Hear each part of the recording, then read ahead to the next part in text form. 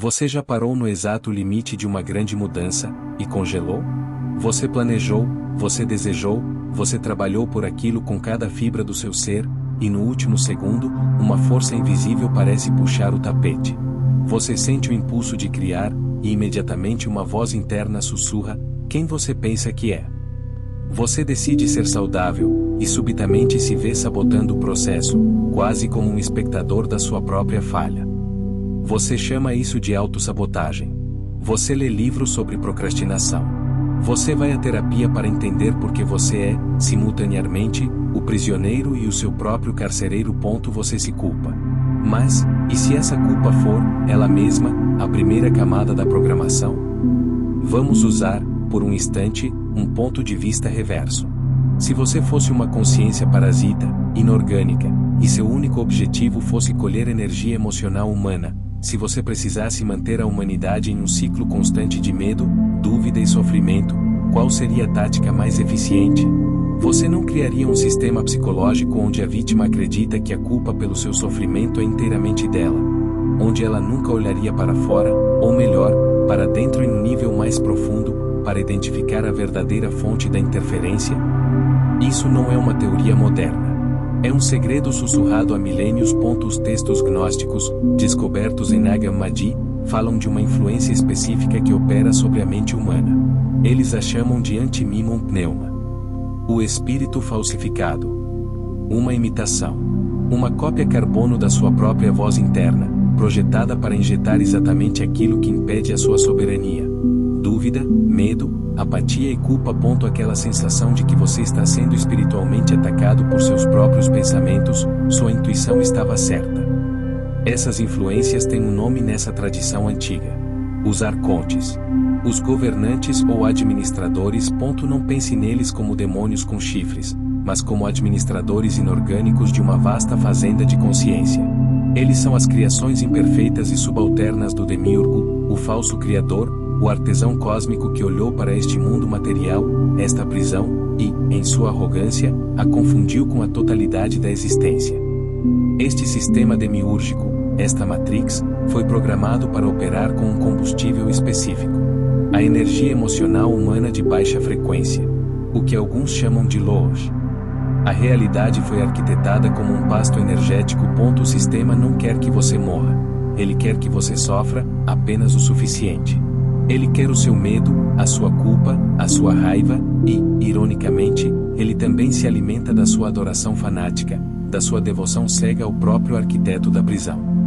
E aqui reside a armadilha mais insidiosa para o buscador moderno: a inversão da falsa luz.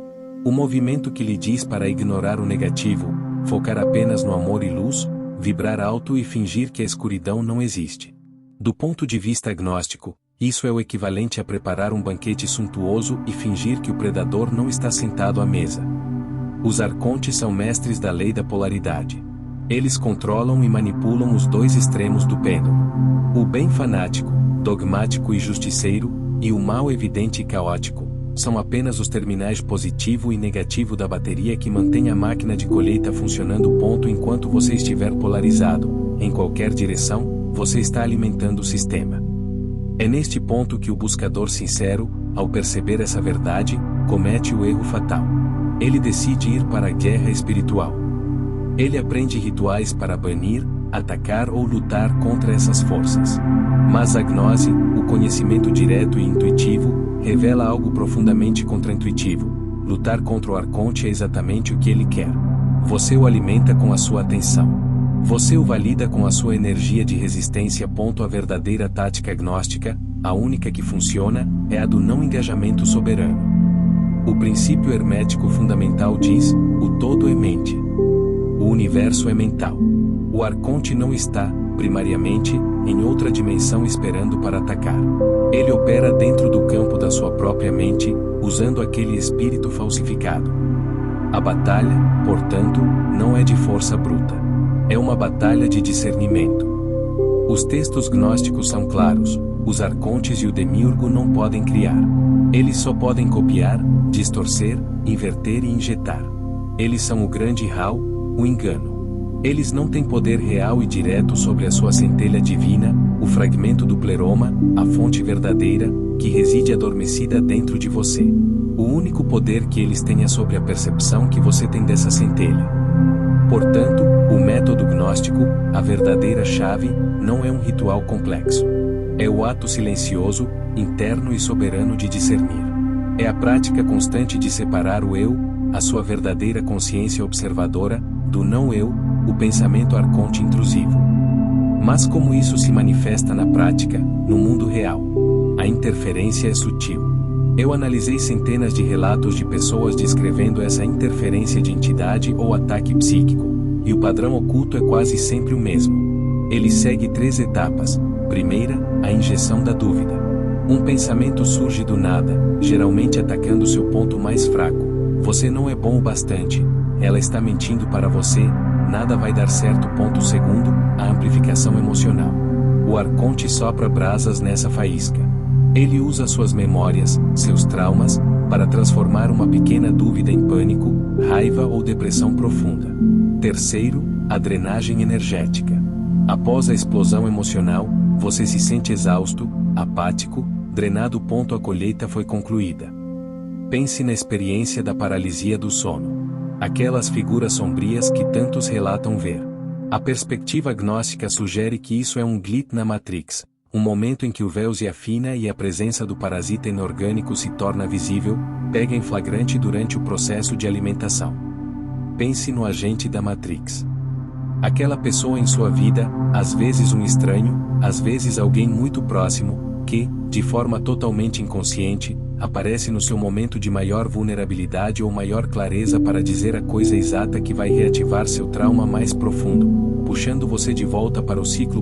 O sistema usando portais orgânicos, pessoas adormecidas, para injetar o vírus arconte e manter a ordem. E pense no mecanismo mais poderoso e silencioso de todos, o scroll infinito. A arquitetura da mídia social é, talvez, a ferramenta arconte mais eficiente já criada. Ela não precisa de demônios assustadores.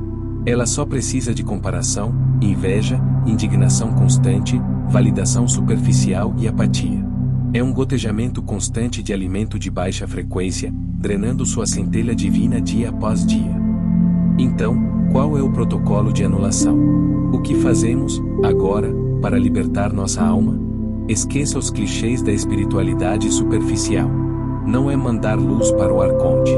Não é rezar ao demiurgo, o carcereiro, para que ele o salve da prisão que ele mesmo criou.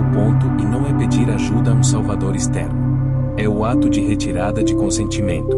É a afirmação silenciosa e inabalável da sua autoridade soberana. Aqui está a prática interna. O verdadeiro método gnóstico. Da próxima vez que o pensamento intrusivo vier, a culpa, o medo, a voz da autossabotagem, não lute contra ele. Não o suprima. Acima de tudo, não se identifique com ele. Apenas o observe. Torne-se a testemunha neutra. Veja esse pensamento como um pop-up de spam na sua consciência. Reconheça-o pelo que ele é. Diga, silenciosamente, em sua mente, eu vejo você. Isso é o espírito falsificado. Isso não sou eu.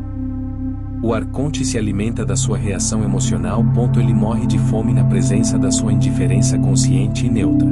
O não soberano e silencioso, a sua recusa em prover o alimento emocional, é a arma mais poderosa que existe nesta prisão. Você não pode destruir a simulação com as mãos. Você não pode lutar contra o demiurgo. Mas você pode tornar a simulação irrelevante para a sua consciência. Libertar sua alma não é um evento futuro que acontece após a morte. É um ato de percepção que acontece agora. É o ato de recuperar a propriedade da sua mente. Você sempre sentiu que o jogo estava fraudado. Você sempre sentiu que havia algo fundamentalmente errado com o mundo. Você não estava ficando louco. Você estava lembrando. A gnose, o conhecimento direto, não é apenas o mapa da prisão. É a sua única saída.